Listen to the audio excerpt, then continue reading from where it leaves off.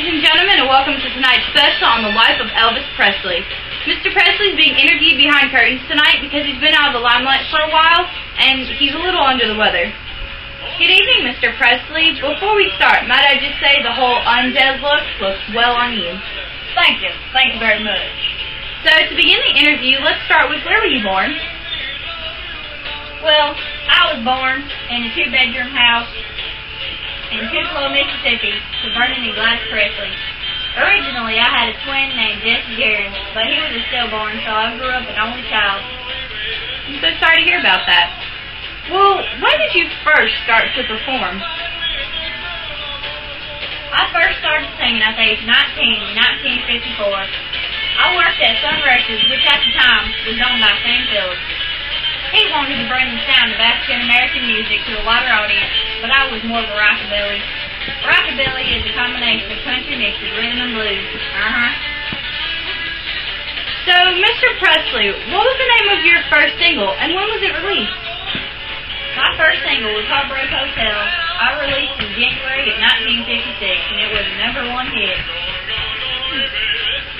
So, I've heard that you served in the Army. When exactly did you serve? I was drafted in 1958. It was a difficult thing to do. I put a hold on my career, but I didn't stop writing. 2 years later, I was back in kicking records, my most successful work at the time. So, many stars get nicknames from their fans. What nicknames did your fans give you? I had 2 nicknames. They were the King and the King of Rock and Roll. Either way, I was the King. Well, the King. Most artists have influences that help them with their music. What were your musical influences that influenced you the most?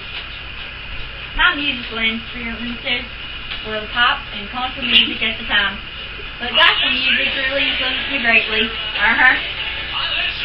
So, many artists bring something to their listeners through their music. What did you bring to your listeners through your music?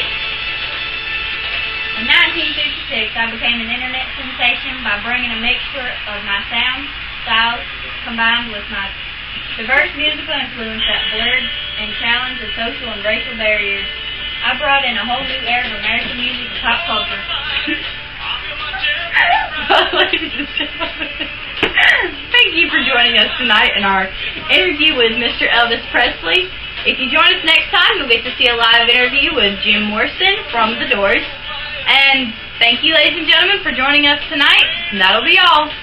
Elvis has left the building.